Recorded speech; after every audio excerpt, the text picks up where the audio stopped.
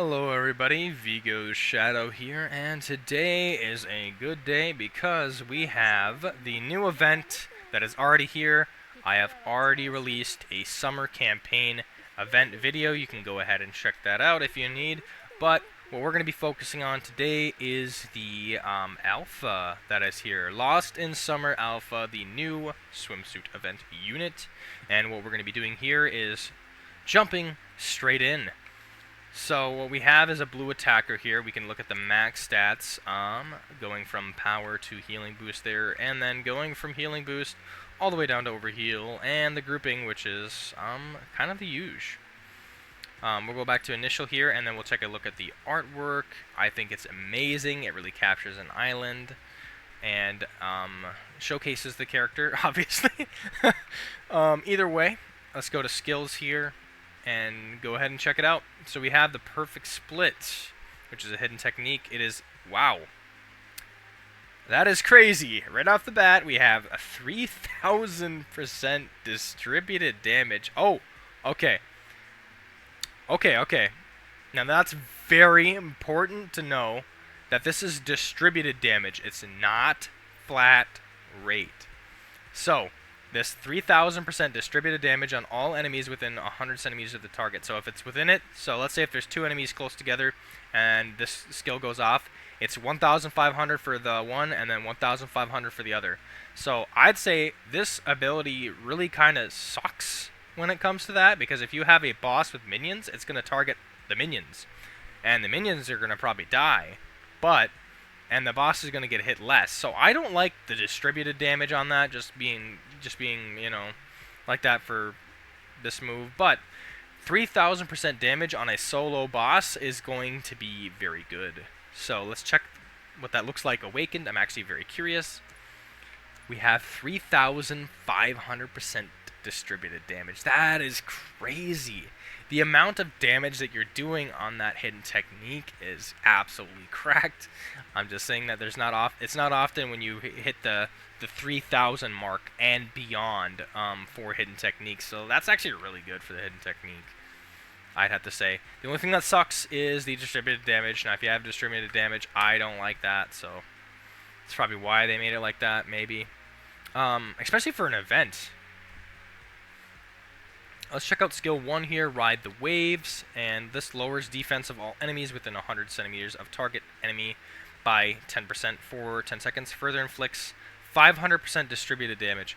Okay, I'm starting to see a pattern here with this distributed damage crap. If all moves continue to be like this, I think this is going to be bad. Because, I mean, essentially it's good for bosses, but I think it's going to be not good for PvE. And some people can argue that because, hey, you're lowering the defense of all enemies by 100 centimeters, you know, and then you're just, you know, I think the distributed damage really takes away from, like, other good potential it could have, like targets all enemies, giving that flat rate that some units are able to pull off. Essentially, if you have, like, 3 units close together, that's going to break up that value really harsh. Either way, let's check this when it looks like awakened here. We have 100% increase and 10% increase for the defense. I don't like the awakening on that. You probably want to see this tucked away later. Let's check out the Sunny Day next. So raises own attack by 20% for 20 seconds. Further raises damage inflicted by 20% and speed of all allies by 20%. So you only get the attack and damage inflicted to yourself because it says own there, and that follows it, so I assume it's own. And then raises speed of all allies by 20% for 20 seconds. I wish it was a little bit more speed there, but speed, attack, and damage inflicted is a really good spot to be in for that. So let's check out what it looks like awakened here. Ooh, that's harsh. Wow, that's harsh. Only 10% increase on own attack. It looks like the awakened roadmap is actually looking kind of bad, at least for that, because it's just really small changes to both. I don't like that. Regardless, skill 1 and skill 2 doesn't look too bad, but I'm going to have to reassess. Let's check out the special ability and then the magic gear. Those usually always come in clutch. Lost in Summer. At the start of the wave, there we go, raises speed of all allies by 20% for 60 seconds. Further raises damage inflicted by 20% for 60 seconds. Ooh, pardon me. And accuracy by 30% for 60 seconds if it's blue elemental. Now, a thing with the accuracy is that you're not going to really need it nor use it a whole lot unless you're getting blinded, and I feel like that's very specific, so that can go out the window for the most part. Otherwise, yeah, damage inflicted by 20% and speed for 20% right away for the whole wave is awesome. That's something you're going to definitely want. So this special ability did definitely come in clutch there. When it's awakened, you have a 20% increase on the damage inflicted. And then that's it. Wow, that is it. A little bit of different wording there, but wow, the Awakening Roadmap. So she'd be probably comfortable at an A0. There's going to be nothing for the strike combos there. Let's check out her linked gear. Here we go. At the start of the wave, shields damage 150% of skill user's attack of self for 60 seconds. Further raises the attack by 20% for 60 seconds. So let's just total these all up here. So you have, right off in the beginning of the wave, let's see here. You have a 150% shield on yourself. You have 20% attack on yourself for the whole wave. Now, let's consider Lost in Summer here, because this is speed of all allies for 20 seconds, and then damage inflicted by 20% seconds for the whole wave. So, you have max. So, attack 20% for the whole wave, damage inflicted 20% for the whole wave, and then you have speed 20% for the whole wave, and then shields damage 150% until they knock it down, which could be the whole wave, depending. So right off the bat, she's kind of stacked up a little bit how that is, but most of the stuff is not going to allies. Only the actually this one does go to allies for a lot, so the damage inflicted, which is nice. But the 20% attack is solely for herself. Then we have Sunny Day, which raises the attack by 20%, which makes it 40% if these two clash together, which they will because you get attacked the whole wave. So there's going to be moments where you're raising your attack by 20% and you're hitting for 40% for the attack and 40% for the damage inflicted, and then speed of all allies 20%, so you have a total of 40% for speed of all allies for there.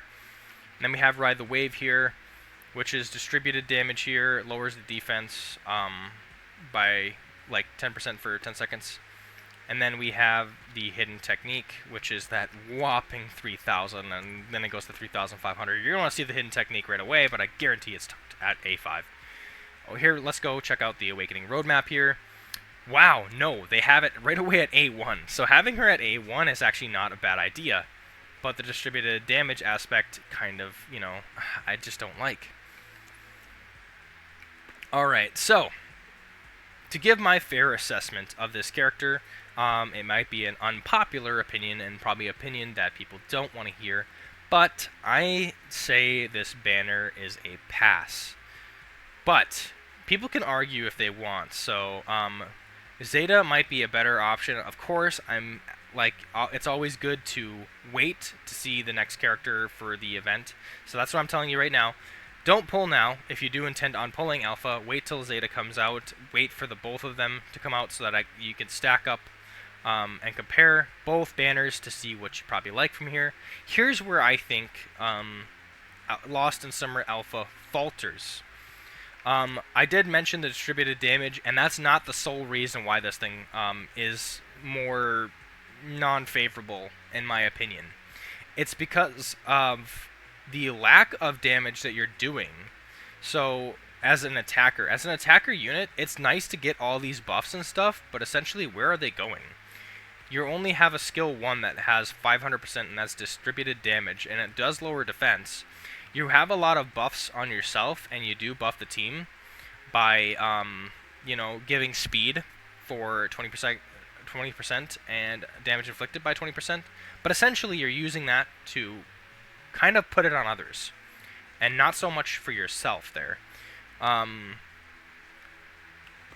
the allies are really getting is speed, unless this link gear said otherwise here. Yeah.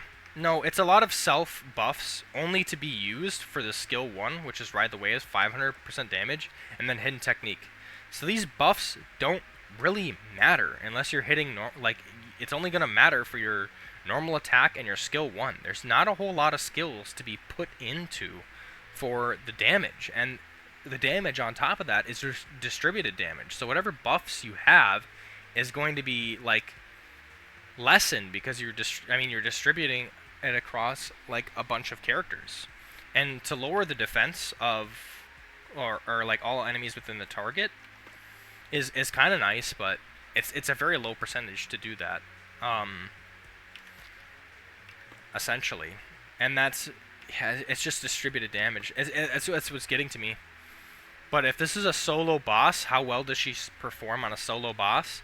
I think she would do, I think, okay. I think the thing that's like everybody should be waiting for is this hidden technique, and that's something to get really strategic with, because essentially you're gonna want to wait for Sunny Day to go off, because once that goes off, you have 40% attack, 40% damage inflicted, and then you're hitting them with this perfect split, which is going to do like 3,500 best case scenario, which is going to be a whopping amount of damage. But let me just tell you right now that this alpha gets beat out immediately to Small Predator Delta with her SS plus magic gear, because her magic gear is absolutely insane and can be easily replaced with this attacker.